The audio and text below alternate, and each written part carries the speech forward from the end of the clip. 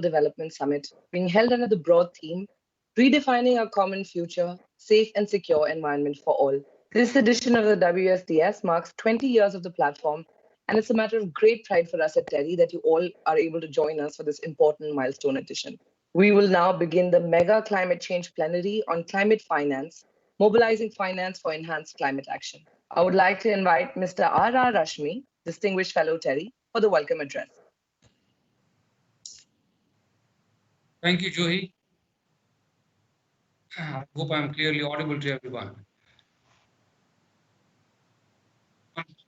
On behalf of TERI and the WSDS, I would like to extend a very, very warm welcome to all of you, to each one of the panelists and the participants and the distinguished invitees for today's session. It's indeed a privilege to have you with us, Patricia Espinosa, Executive Secretary, United Nations Framework Convention on Climate Change, Ms. Rachel Kite, the Dean of the Fletcher School at the Tufts University, Mr. John A. Roon, Regional Director, South Asia Sustainable Development of the World Bank, and of course, Dr. John Murton, the UK's COP26 envoy and responsible for coordinating the UK diplomacy in relation to COP26. We are indeed extremely grateful and privileged to have you all here for today's session, and we thank and welcome you once again. This is an exciting time. We are going to discuss today the issue of mobilizing finance for enhanced climate action, and this is a mega plenary of the WSDS where you will be heard by a very large section of people, not only in this country but all over the world. So the issues are really challenging and exciting more because the US has re-entered the Paris Climate Accord, and then several nations have announced their net zero targets and the deadlines. The private sector actions for climate and sustainable development too have been ramping up. And there are positive trends in the renewable energy sector, green technologies, and sustainable and clean transport. At the same time, there is also a need to build climate resilience, which has become more evident and clear because of the COVID pandemic. There has always been a need to adapt and build resilience for the climate shocks, and they are the utmost priority for the vulnerable countries like India. So all of this needs resources, a great deal of resources, and the impact of pandemic has actually sharpened this challenge of mobilizing resources, not only for meeting the global crisis of climate change, but also for the livelihoods, sustainable development, and economic growth in all our countries. So it's critical to understand the policies which can drive both economic growth while contributing to sustainable development and climate actions. Finance can be a game changer, leading to transformative impact. It is especially needed for developing and emerging economies in order to be a catalyst for enabling and enhancing a climate ambition. While there are several barriers for mobilizing green finance, in fact, the key issues around mobilizing climate finance have broadly remained the same in the last decade or so, and the gap persists in the requirements and the channels through which we mobilize finance for these green actions. So there are different ways in which these barriers to green climate finance can be overcome. We have now evidence and experience that shows that traditional financial instruments can be modified to enhance the green finance flows, and innovative models have also been successful in broadening the scope of the financial markets for this purpose. And they have also been able to help and deepen the private sector engagement. These include green bonds, results-based financing, carbon pricing, carbon markets, and whatnot. And then we will depend on the wisdom and experience of all of you coming from such a diverse field of the global governance, and we will be looking forward to an extremely exciting discussion on these issues which are critical not only for the global climate crisis, but also for the sustainable economic development and social development of the countries that are vulnerable to climate change. Let me now once again welcome all of you to this session, and we look forward to a great discussion and your valuable thoughts on this issue. Thank you once again, and Julie, over to you. Thank you so much, sir. Our esteemed panel today comprises of Ms. Patricia Espinosa, Executive Secretary of the United Nations Framework Convention on Climate Change, Ms. Rachel Kyte, Dean of the Fletcher School, Tufts University, Mr. John A. Roon, Regional Director, South Asia Sustainable Development of the World Bank, and Dr. John Murton, UK's COP26 envoy and responsible for coordinating UK diplomacy in relation to COP26. Sharing the session today is Mr. Pankaj Batra, Chief Business Officer of Sales with Tata Cleantech Capital Limited. Sir, the floor is yours. Thank you very much, Mr. Rashmi. Hello, namaskar, and welcome once again to the climate plenary on mobilizing finance for enhanced actions. My name is Pankaj Sindwani. I am the moderator for the session today. We have a star-studded panel, so we will try and ensure that we use every minute of the session to benefit from their insight. To give you an idea about the structure of panel discussion today, in the first half of the session, panel members in their introductory remarks will try and find answers to key questions like barriers to green finance, priority setting in post-pandemic world, critical role of policy stability, and last but not the least, impact of US re-entering Paris Accord. In the second half, we will try and pick up some follow-up questions, including from the audience. And in the end, we will request panel members to help articulate next critical steps. Before I bring in our illustrious panel, let me set the context and share my own thoughts. Finance has been, is, and will be at the core of any solution to fight climate change. Globally, we may require climate investments in the range of $600 to $800 billion every year to restrict global warming to 1.5 degrees. Now, this number does sound big, doesn't it? But compare it with the global annual savings of $20 trillion, and suddenly it looks within reach. Let me take another example. Within first 6 months of COVID, governments across the world had announced stimulus of more than $10 billion.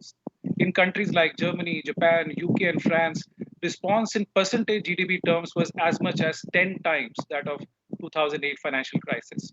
So what does it tell us? It tells us that climate finance needs to find its rightful place in global and regional allocations. In India, too, we are aggressively ramping up our renewable energy installations, targeting 450 gigawatt by 2030. This will also require substantial upgradation of transmission infrastructure to absorb higher share of renewables. Now, the cost of electricity generation is at its historic low in India. In fact, it is less than 3 cents per kilowatt hour, close to cost of transmission. And mind you, this is at project interest rates which are almost 3 or 4 times higher than that in the developed world. But it requires substantial upfront investment. Since there is no fuel and all the resources are natural, the upfront cost here is huge, and we estimate that we require over $500 billion in next 10 years. And that is where we need judicious mix of public and private finance. In other words, we need to use public finance as an essential tool to leverage private capital. Primary role of public finance ought to be to expand the market, invest in risk mitigation instruments, create capacities so private capital sitting on sidelines feels confident, feels reassured to come in and invest. Are we confident private capital will flow in once we have invested sufficiently in these risk mitigation instruments and creating these capacities? I would believe so. Emerging markets alone have $50 trillion worth of assets and $15 trillion in debt markets today. So that is what makes me optimistic today. But to validate these and many other thoughts, let me now bring in our panel discussions to share their introductory remarks. Let me first invite Secretary Patricia Espinosa. She is Executive Secretary at United Nations Framework Convention on Climate Change. Ms. Espinosa brings more than 30 years of experience at highest levels in international relations, specialized in climate change, global governance, sustainable development, gender equality, and protection of human rights. She was Minister of Foreign Affairs of Mexico from 2006 to 2012 and has been the ambassador of Mexico to Germany, Austria, Slovakia, Slovenia, and UN organizations in Vienna. Espinosa has also been the chair of the 16th COP and was named by the UN Secretary General to the high-level panel of eminent persons on the post-2015 development agenda. Over to you, Secretary Espinosa. Thank you. Thank you very much, Mr. Sinwani. Thank you for that introduction. And let me start by acknowledging Terry's important contribution to dialogue about sustainable development, to fostering sustainable development. And this year's discussion, of course, comes at a very opportune moment as we are all working towards ensuring a successful outcome at COP26. So I'm very, very grateful to have this opportunity to share with you some thoughts about where we stand and how we should be going forward. And for that, let me just go very briefly back to the moment where the Paris Agreement was adopted 5 years ago. I believe that the Paris Agreement is really a covenant of hope with the people of the world. And since then, since 2015, a lot has changed in these 5 years.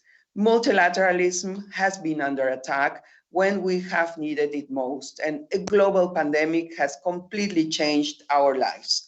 The climate emergency at the same time has worsened, and we have still not fully implemented the Paris Agreement. And yes, we need to recognize that we made some progress in the climate agenda in 2020. However, 2021 is the most critical year for climate action that we have faced. And this year will culminate at COP26, which must be a success. There is just no option to that.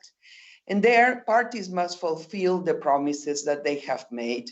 They must wrap up outstanding negotiation items, lower emissions and raise ambitions, and we must leave no voices behind in the race to build climate action. And at the heart of almost every issue is finance. We cannot achieve success at COP26 or in our collective efforts to address climate change without finance. So emergence from COVID-19 is indeed an opportunity to develop low carbon and climate resilient economies. It will not be easy, and it will be difficult really for all nations, developed and developing, but especially for developing nations. Nations are right now facing conflicting pressures to prioritize financing of emergency measures, economic development, and recovery packages, as well as climate action. But it must be done, and there is no option. Multilateralism is the only way forward, and the Paris Agreement remains our blueprint for success. However, we cannot get to implementation if the past promises are not kept. That is really the antithesis of trust. So the pledge that was made by nations 10 years ago to jointly mobilize 100 billion annually by 2020 and through to 2025 remains unfulfilled and must be met. Nations have an obligation to do better. They must mobilize the money, and they must do it in the ramp up to COP26. This includes, of course, the full capitalization of the Green Climate Fund.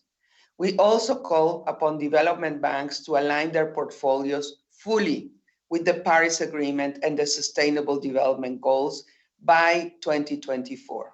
This will shift billions of financial flows. And while mitigation is vital, adaptation and resilience cannot be the forgotten partner. That's why we also call upon multilateral development banks to raise the share of adaptation finance from 20 to at least 50% by 2024. We welcome, of course, the announcement by the Netherlands at the recent Climate Adaptation Summit, as well as the steps taken by the African Development Bank and the World Bank, but much, much more is needed. So, like you, I am very worried about the lack of progress on finance. Scientists and researchers have warned long ago that climate change would become one of the biggest threats to future economic growth and development across the world. And yesterday's warning has become our reality today. If both the public and private sectors had responded then, we would not be here now. Inaction now is inexcusable. Climate finance is about more than bottom lines, bankruptcies, recessions, or market positioning. It's about the future of humanity on this planet. And we have seen some progress. We have seen initiatives aimed at improving risk assessments, disclosure for investments, and mobilizing green finance. We have also seen the transition of the electricity sector to lower carbon pathways, as you very rightly were mentioning some examples. And this was only possible through a comprehensive set of policy actions, regulations, finance instruments, and private sector engagement. So we must draw from these going forward. And our last best hope for action is 2021. We have never had an opportunity, as we do now, to shape our collective future. We must seize this moment, and I look forward to working with all of you to truly build this green, clean, healthy, and climate resilient future for current and future generations. Thank you very much for this opportunity. Thank you very much, Ms. Espinosa. Thanks for those concise remarks. Specifically, your focus on adaptation and resilience is so very important. May I now turn to Ms. Rachel Kite. She's the Dean at the Fletcher School at Tufts University. Ms. Kite is the first woman to lead the Fletcher School, which is US's oldest graduate-only school of international affairs. She has previously served as Special Representative of the UN Secretary General and Chief Executive Officer of Sustainable Energy for All. She has also been the World Bank Group's Vice President and Special Envoy for Climate Change, leading in the run-up to the Paris Agreement. In these roles, Ms. Kite led efforts to promote and finance clean, reliable, and affordable energy. She was appointed Companion of the Order of St. Michael and St. George in the 2020 New Year honors for services to energy and combating climate change. Over to you, Rachel. Well, thank you very much, Pankaj, and congratulations to the whole team at TERI for pulling off such an amazing social development summit online. It's sad not to be together with you, but good to be together virtually. So you put some really big questions in front of us in this panel, and we've started off with an appropriate call to urgency and focus from my dear friend Patricia Espinosa. So I'm trying to try and build on what she said. I see the issues of climate finance in 2021 as 3 concentric circles, and then there's a separate point I'll make at the end. The first concentric circle, in terms of the essential things that have to happen this year in order to have the ambitious deal we need in Glasgow in November, is that once and for all, we lay to rest the sort of pernicious discussion around the 100 billion, which was the promise. It was a promise made by developed countries to developing, those who caused the problem to those who suffer its consequences. We're not at 100 billion. Of course, the discussion of how to finance a transition to a cleaner society and to net zero goes well beyond that 100 billion. But that 100 billion is a totemic question of trust, which is essential as we try to build back better at the moment. Now, here, I think the UK can be in somewhat maybe not rescued by the United States, but it will be helped by a United States that will come back now with a number of tools at its disposal: the Development Finance Corporation, a Mark II Millennium Challenge Corporation, a revamped mandate and focus from USAID. And then I think a team that's been appointed from US Treasury across the entire government that is focused on how to mobilize and spur private markets. So I think that it has to be that the 100 billion is realized this year, and the UK, and I'm sure John will talk about this, has to make sure that that is signaled and achievable in order for Glasgow to be successful. The second of the concentric circles then is what we call climate finance. So this is all of the innovation and all of the use of public money to crowd in and spur private investment and private investors to take risks maybe before they feel wholly comfortable to do so. This has been the bread and butter of the multilateral development banks, and John has been at the heart of that. John Roon has been at the heart of that. It's been the bread and butter of innovation from development finance bilaterally spent. But now we find ourselves in a particularly difficult situation because of the economic impact of the pandemic. It's been frustrating, I think, in the discussion about how to spur green investment and clean investment. And in that, I include the need to increase the amount of financing going into adaptation and resilience. And I would echo Patricia's point on that, and also echo the points of the Secretary General, who I still advise, who has said that the modern interpretation of solidarity is that we actually make sure that we have adequate financing for adaptation and resilience. But the UK has unfortunately signaled that it is going to pull back on its development aid. It's also going to skew its development aid towards middle-income countries in pursuit of an agenda of global Britain. And I think that as COP presidents, there is going to have to be, I hope and I trust that this will happen, a real explanation of how public financial development dollars across the whole of the European Union, the US and elsewhere will be used to maximum effect in order to spur the investments in things that make sense now: renewable energy, storage, electric vehicles, and the infrastructure needed for electromobility. These are all things that make huge economic sense, which have to happen faster, have to happen everywhere in the world, for which the public development finance can play a critical role in making things move at scale and at speed. However, as I said, this is happening in the context of a recessionary atmosphere around the world, and therefore the role of the IMF becomes absolutely critical, because we need to build back better from this crisis. And so now we need to imagine how we will not only reschedule debt, but relieve it. Now we have to imagine that we have at scale to not only tell developing countries that public finance is not going to be available for investments in coal and heavily carbon intensive activities, but that there's going to be stepped up amounts of public finance available for investment in green. If we take sub-Saharan Africa as an example, where Indian businesses are really at the cutting edge of taking their technologies and investing in Africa, then while China is the biggest investor in energy infrastructure, the US now needs to come forward and, together with the West, offer something commensurate. So if we can green the Belt and Road Initiative from China, then can the West come in alongside with a similar scaled package, so that the least developed countries, those who've paid the least into the problems we have today, have some sense that there is more on offer than just instructions about how not to do things. The third concentric circle then is this system change. We need effective carbon prices, not just because it would seem to be the best signal sending that we can have within an economy, but only if we can have an effective carbon price, $100 to $200, will we actually be able to speed things like the green hydrogen market at scale in the time frame that we need it.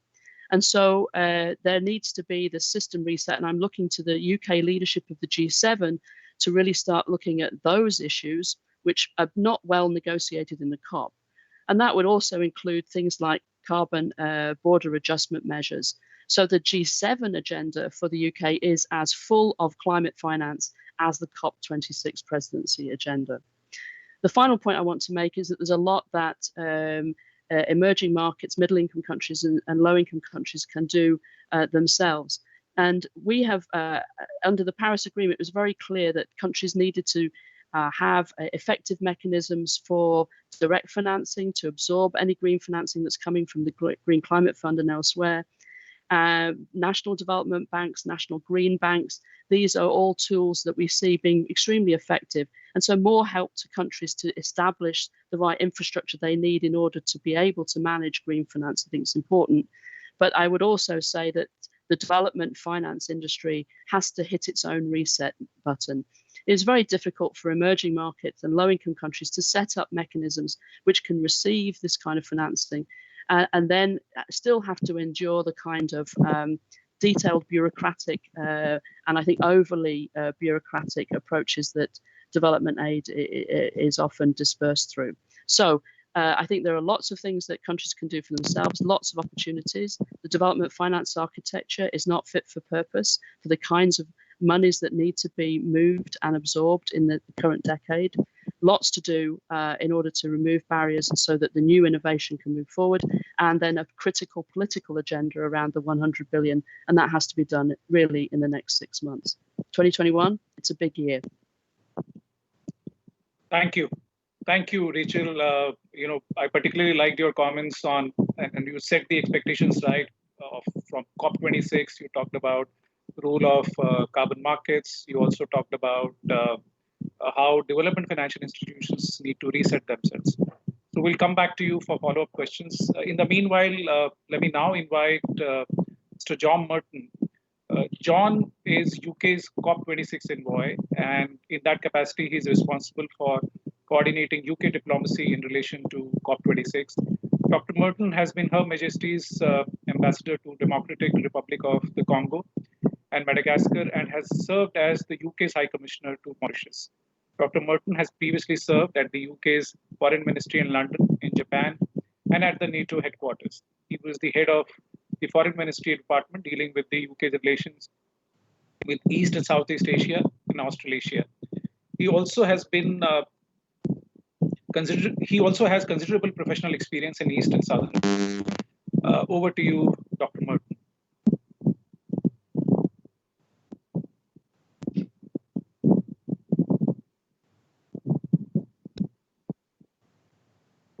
Yeah, thank you. Thank you very much for that introduction, Pankaj, and thank you to Terry for organising this excellent seminar. I feel a little bit bad because it sounds like my team have been copying Rachel's notes for the points I was going to make, which she made so eloquently. So I will try and be brief. Three things I wanted to touch on that we want to do at COP26 in this sector. One is to obviously improve the quantity and quality of public finance. Secondly, to increase the mobilization of private finance. And thirdly, to ensure that every financial decision, whether it's by the chief financial officer of a firm or the finance minister of a country, takes climate into account. So if I touch on those three, which map loosely to the three concentric circles that Rachel talked about, I just quickly in turn. I completely agree with what Rachel was saying about the importance of honouring the 100 billion goal, and a key part of our diplomacy around donor countries around the world ahead of COP26 is pushing them to make increases in their climate finance. Rachel mentioned that the UK has had to cut its overseas development assistance as a result of the recession we're going through at the moment. The figures out today show that the UK economy shrank 10% last year, which is the sort of most it shrank in 300 years. But in that context, we've still managed to double and will maintain the commitment to double our international climate finance to £11.5 billion over the next 5 years. And we're encouraging other countries to make that sort of commitment. And it's a key part of our G7 presidency too. And Rachel rightly pointed out that we need to make sure that we take advantage of the opportunities that are before us as a result of the postponement of COP26 means that now we're holding COP26 in a year when the UK is hosting the G7 and our Italian partners are hosting the G20. And because it's proving more difficult to crowd in private finance into the adaptation and resilience spheres, we want to see increasing shares of that $100 billion every year crowded into adaptation and resilience as a space, rather than just solely focus on mitigation, which is where the bulk of financing is going. Really need to make sure, as Patricia Espinosa said, that no one is left behind. Secondly, on the mobilization of private finance, COP26 obviously needs to involve governments, but it needs to involve the private sector too. And whilst public finance is critical, it won't fund the transition to a low carbon economy on its own. It's the trillions we need will come from the private sector, not from the public sector, just as it's happened in other sectors like telecoms or automotive or aviation. The big investments come from the private sector. The UK is a good example. In the last decade, we put 80 to 90 billion pounds into our offshore wind sector to get us to 10 gigawatts of offshore wind. And now we've upped our target to 40 gigawatts. We're going to be looking on proportionately more private finance to help us deliver that. And the same will be true in India with your 450 gigawatt target for solar. So setting clear targets from government will help also mobilize that private finance. And that's been our experience in the North Sea. And it's an experience we've seen around the world, that government setting clear targets can help mobilize private finance and give decision makers in the private sector clear guidance as to where they should be investing for the future. And markets are getting that. That's why Tesla is now worth more than Toyota. It's why Next Era Energy is worth more than Exxon. But we need to accelerate that transition at COP26. And we're working with Nigel Topping, the high level action champion around the world with the private sector to try and get companies focused on this. And just as we were meeting today, a UK bank, NatWest, has just announced that it will make its operations climate positive by 2025, and it will halve the climate impact of its portfolio by 2030. So we want to speed that transition. And working with the Race to Zero, we've put now asset managers representing over $9 trillion of assets under management and over $5 trillion of assets owned by asset owners are now committed to achieving net zero by 2050. And as we expand that through the Race to Zero, that will really shift the balance of private sector investment around the world. But thirdly, we want to enable this transition to happen faster. It's happening, but it's not happening fast enough. And one of the things that we can do that will speed that transition is making sure that every financial decision maker takes climate change into account. And Mark Carney, the former governor of our Bank of England, has set out a framework on behalf of the UNSG and our Prime Minister to ensure that every financial decision does take climate into account. And you've seen the Task Force for Climate-Related Financial Disclosures has set out sort of key guidelines for disclosure in this space. And our Chancellor of the Exchequer, our Finance Minister, has made it clear that all UK listed firms will have to adhere to TCFD guidelines by 2023 and all firms in the UK by 2025. And that will really help investors, pension funds and others have the information that they can make decisions about where they're going to allocate their portfolio in climate terms. So we want to use that to accelerate that process, and we'll be working through the G7 and others to encourage acceleration of that switch. Just one more thing, if I may. We've all seen the cost of renewable energy fall massively over the last decade, and Rachel talked convincingly about the need to build back better after COVID-19. But what's exciting is we are seeing that's being taken up. If you look at the utterances of my Prime Minister in 2013, he said offshore wind power wouldn't blow the skin off a rice pudding. And in 2020, last year, he was clear that we would work to power every UK home with offshore wind by 2030. And he's made that conversion in part because he's seen it's got the potential to grow the UK economy, to bring jobs and to facilitate investment, which is all what we want after COVID. So we want that message to be taken up more widely and in enhancing the uptake of climate-friendly investment around the world as a means to power our economic recoveries after COVID. Thank you. Dr. Murton. Thank you very much, Dr. Murton. I couldn't agree more with you. May I say, we just do not need to make it build back better. We also need to build back broader. So thank you very much for your remarks. Let me now turn to John Roon, who's the Regional Director at South Asia Sustainable Development at the World Bank. Previously, he was Senior Director for Climate Change. Mr. Roon joined the World Bank in 1989. He's held several posts at the bank, spanning the globe, including Director for Sustainable Development in the bank's East Asia and the Pacific region, Operations and Strategy Director in bank's Southern Asia region, and Operational Quality Director in bank's Africa region. His experience spans water, urban, transport, energy, rural agriculture, environment and social sectors, as well as disaster risk management, and climate change. Over to you, John. Thank you very much, everybody. Great pleasure to be here. And thank you to Terry. My only regret is that we're not sitting on the wonderful Terry campus drinking tea while we're doing this. I think this is sort of technically efficient. It's socially a bit poor, but you're doing a great job making it. So great to be here. So let me start by saying, okay, this is a very broad topic. The previous speakers have said some very good things that I agree with. But let me just focus on 5 points that might give a little bit of a different spin to some of this. First one is, we have to keep thinking win-win, but work on the short-term challenge. So if we look at different reports, New Climate Economy, Global Adaptation Commission, ILO, LAC, all of these ones point to the win-wins from the low-carbon, climate-resilient growth path. However, there are two messages that come out of these. Number one, if we want to benefit from this, we have to bake these climate decisions into our mainstream investment planning and banking and finance decisions that are made early. It can't be an add-on. Secondly, there are short-term costs associated with it. And this, I think, brings us back to the COVID challenge. Having seen a number of developing countries, they have been slammed, not only in terms of attention and time, but the hit to the budget has been huge.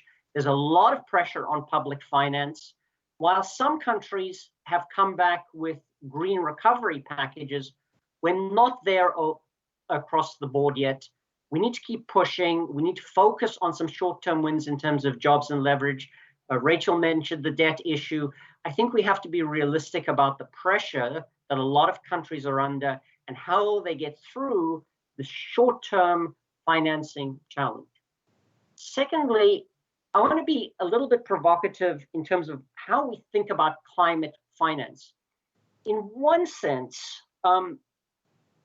climate finance, for all the important points that were made, is not a standalone separate thing. If you think about investment in renewable energy, or in a city, or in agriculture, this is mainstream agriculture financing, industry financing, city financing that has a climate piece to it. And so while we think about climate finance, and yes, there are lots of important points that have been made, it's moving that whole chunk that's important. So it's not just a question of supporting the green, it's avoiding the brown. And secondly, if we're going to get to scale on some of these investments, it's not just the climate piece that matters, it's some of the fundamental things that we've been talking about to stimulate investments and financing in the first place. One of my colleagues likes to say, you can't do a green bond, either at the city level or the national level, if you cannot do a regular bond and make the regular investments. And so while we're focusing on the climate finance, we still have a large agenda to move on the broader financing and infrastructure. I'd also focus on the fact that, yes, there's a lot of discussion on the 100 billion, absolutely legitimate, on the GCF, on the MDBs, don't want to downplay any of that importance. But the biggest chunks of money are actually sitting in government budgets and in the private banking system.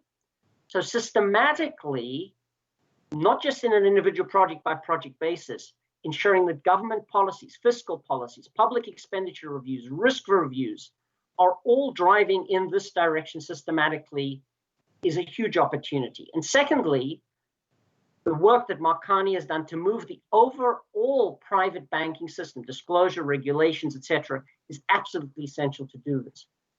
A small South Asia twist on this. On both of these, there's a lot of global work that's happening. We've got the Ministers of Finance Coalition. We've got a lot of work done on greening the banking system.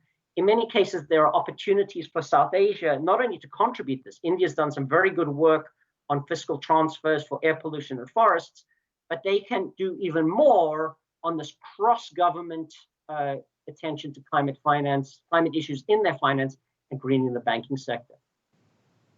Third, I'd like to pick up, and many of you would not be surprised, on markets, pricing, and incentives matter. But I want to put 3 topics on the table. Number one, we've got to get rid of the fossil fuel subsidies. fine, but let's not forget about fertilizer subsidies. These can be as detrimental as they're currently implemented to climate action as the fossil fuel subsidies. We're not saying get rid of subsidies to farmers, but by repurposing fertilizer subsidies, we can get good climate action and increased incomes. Secondly, the economic case for carbon pricing, as Rachel touched on, is absolutely clear. And even from India, you've got private sector people, Dalmia, Mahindra, all pushing for this. We need to keep plugging, but focus on the politics and the how we make that. That's my second point. Third point is there's been a lot of discussion about the role of international carbon markets to ensure that you have a transfer of financing from developed countries to developing countries. And we've seen eye-wateringly large numbers for the longer term. The voluntary markets work that has been done by Mark Carney is very important. Negotiation of Article 6, all of this stuff is very important. I'm a firm believer that this will eventually happen. I can't tell you what scale by 2025 or 2030, but it will happen. But while all of this other good stuff is happening, there's a lot of building and testing and plumbing and piloting on the MRVs, on warehousing, on trade mechanisms that can be done in the meantime in order to do this. So as we think about this, I think one of my key points is it's not just individual transactions, but how do we make the whole system move? And we can talk about policies and enabling environment, de-risking R&D. Touching a little bit on something that Rachel touched on, how these policies and de-risking instruments play out is quite dependent on the technology that you're doing. And I think there's a need to focus on the technologies at the margin that really matter. For the basic rooftop solar and renewable energy, many of these issues have been addressed, but pushing to battery, storage, EV, floating, and then the big issues that really make a difference, cooling, hydrogen. These need, in our view, targeted approaches to what targeted policies, R&D support, de-risking is needed on these big issues. And it's not only on the mitigation side, on the adaptation side, think of the Bangladesh Delta, some of these big issues.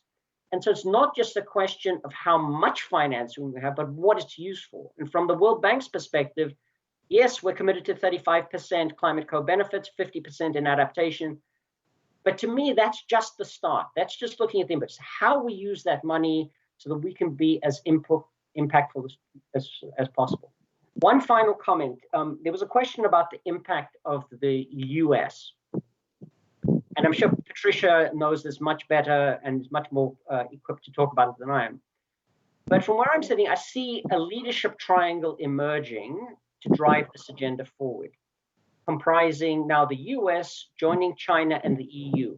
And of course, we've got the strong calls from the 1.5 degree coalition and the low emission countries. Can I be provocative here?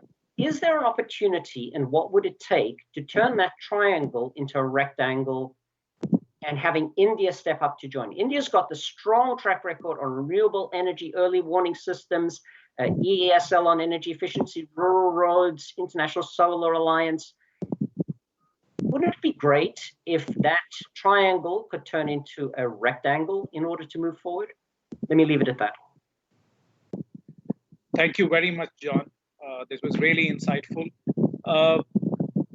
With such an illustrious panel, there are so many questions that we would want to get answered. And let me turn to Secretary Espinosa and pick up from where John left, and understand her thoughts on what changes does she think will it have on global financial markets for climate finance with the entry of China, Japan, and their ambitions for net zero. So what is it that you think will be the impact on climate finance? Well, at present, I think that we still are not seeing very clear and concrete signals. I mean, what we are seeing is yes, and first the conversation has evolved. We are now talking about, for example, the point that has been made today about it is really absolutely necessary to get the 100 billion goal delivered. it just doesn't make sense that we continue to just talk about it, while we also know that the transformation that we require is really about the trillions globally. So far, I think we're still at the beginning of what I certainly hope will be a very decisive year. I believe we need to see, and particularly in the area of climate finance, a year that marks really a turning point where we can evolve, the international community evolves from a vision where financial decisions are made broadly, mostly based on national interests or sometimes regional interests, towards recognition of the fact that climate finance and support to developing countries and heading together with a unity of purpose to address this threat of climate change is really enlightened self-interest. It is not helping others. If we look at the situation, let's say, okay, we have a very ambitious plan put forward by the European Union, and we certainly hope that this is going to be fully implemented and accelerated as much as possible. At the same time, if that is not accompanied by similar efforts in other parts of the world, you know, that won't make the difference for the European Union. It is really, and if we have learned something from COVID-19, I think it should be the fact that in cooperation, international cooperation, multilateralism is really in the self-interest of each and every country individually. So we need, yes, we need leadership.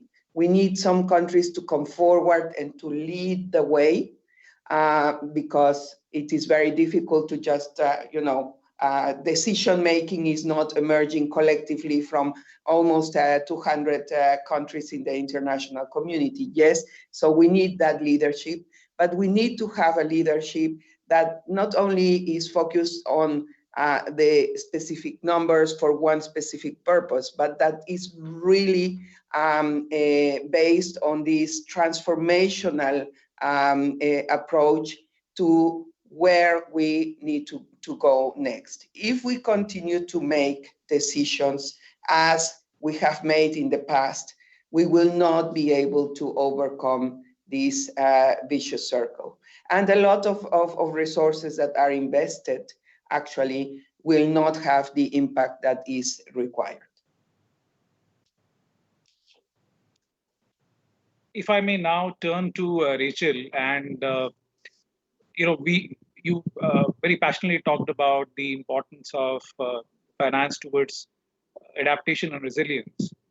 Do you really think we have business models for there to attract private capital also, or do you think it is largely public finance which will meet the needs of resilience and adaptation?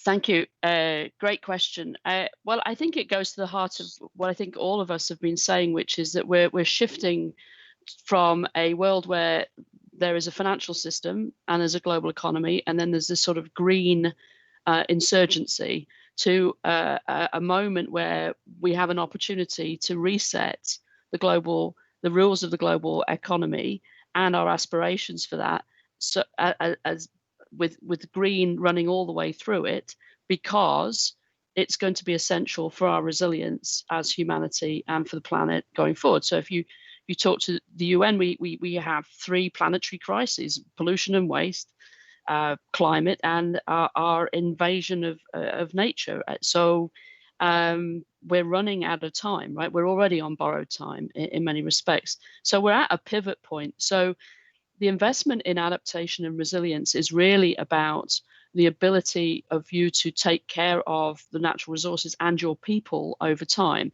which means that there are all kinds of things that need to be reset, including tax bases, what public money is used for, what kind of lens you put through all infrastructure investments, etc., making things resilient to the kinds of pressures they're going to face, rethinking land management and agriculture, all of this. And so this has to be sort of the mindset. And that's hard to do. So there should be support for planning, support for the technical expertise that's needed to be able to do that, new ways of thinking about those kinds of risks, and incentives to people to do things themselves that are going to make them more resilient going forward. There will always have to be a big piece of public money, both domestic and international, for low-income countries, to really help with that and to speed that up so that they're not running from behind. And I think that's what's politically in question. Our scientists are being let down by our politicians at the moment, in particular on finance.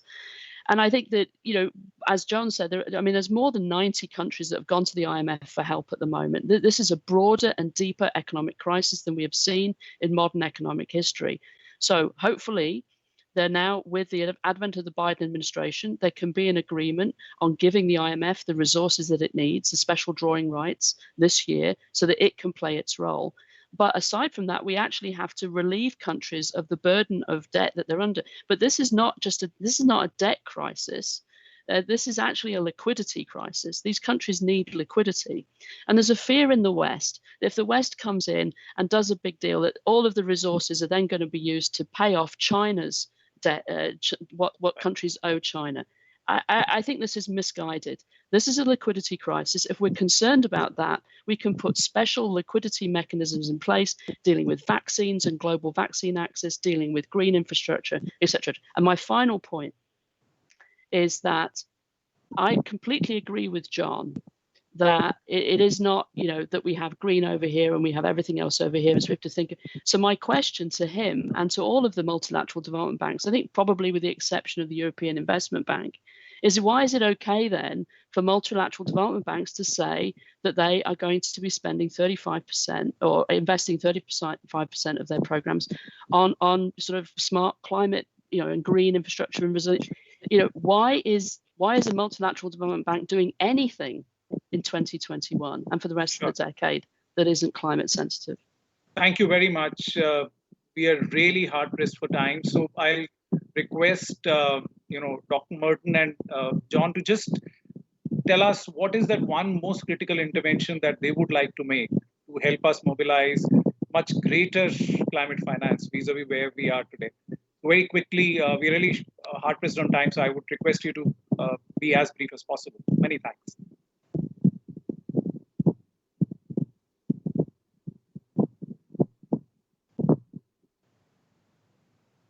I think we're both being polite and letting the other one go first, but I've clicked my button now. I think the discussion with that Rachel raised is a longer discussion. I think everything we do is climate responsive. I think it's a technicality of the 35% definition. Discussion for something else. But what I would really say is that I think that what I touched on earlier, getting behind the truly transformational big picture technologies or opportunities, hydrogen, cooling, batteries, and figuring out what are the specific policy bottlenecks, the specific R&D investments, and the specific de-risking mechanisms that are available and can be deployed in those areas would give us a big push. I think that the things I talked about, ministers of finance, greening the financial sector, that is moving. We need to put it on steroids, but it's moving. But I think pushing the boundary on these newer technologies, I think. Sure. Thank you. Dr. Murton. Two thoughts, if I may, please. One is a thing that we are doing in the UK that we want others to do. We are ending all support for fossil fuels overseas in the UK. That's both in terms of export credits and also in terms of diplomatic support. So all our embassies who might have been pushing for a British company to make an investment in such and such an oil field overseas and winning that contract for the UK are now going to have to focus their time, and our UK Export Credit Agency is going to have to focus its money on developing alternatives in a low carbon space, and we encourage others to do likewise. Let's stop doing the bad things and subsidizing fossil fuels, as John mentioned. The second point is just an optimistic one. My previous job before this was in the DRC, which is one of the poorest countries in the world. And this brings together what Rachel and John are saying about there is no green economy and a separate economy over there. The green economy, if you want to put lighting into a rural village in DRC now, by far the cheapest and most sustainable way of doing that is to put in rooftop solar or mini grids. And that's not a green decision. You do that because it's the economically sensible thing to do. So the great thing about a lot of this technology is it's very scalable, from the sort of vast solar farms you're building in India to the rooftop solar projects in a small village somewhere in a poor country in Africa. It's very scalable, and we need to take advantage of that and ensure that this green revolution is one that sort of doesn't leave the poorest community behind, and we can have hope that actually it can help them bring energy, education, and all these things to rural areas. Thank you. Thank you so much. It was wonderful to have such illustrious panel with us today. I would take a cue and also conclude optimistically. I am quoting Antonio Gramsci, the Italian philosopher, who famously said, "You should be pessimistic of intellect, but optimistic of will." If you look at COVID, we have not seen a global crisis of this magnitude, this intensity, probably in a century. So this forced us to take a pause and realize that this crisis will need all of us to pull together at global level, whether it is political leadership, making hard or often unpopular choices, the way private sector investments and innovation stepped up. Look at the example of COVID vaccine rollout. Who could have imagined that we could roll out vaccine as quick as a year, or how seamlessly corporations were able to transition to another way of working, or at personal level, what kind of choices we made. So all of that makes me very optimistic that if we apply all of these lessons to our climate crisis, we'll come off much better. With that, thanks all of you, Secretary Espinosa, Dr. Murton, Rachel Kite, and John Roon. It was wonderful to have you on our panel today. I'm sure all of us have benefited immensely. Look forward to this continued dialogue. Thank you so much. Thank you. Thank you. Namaskar. Thank you, Mrs. Sindhwani, for moderating this session, and thank you to all our panelists. We're grateful for this opportunity to have heard from the leading experts in the field of climate finance. Thank you all.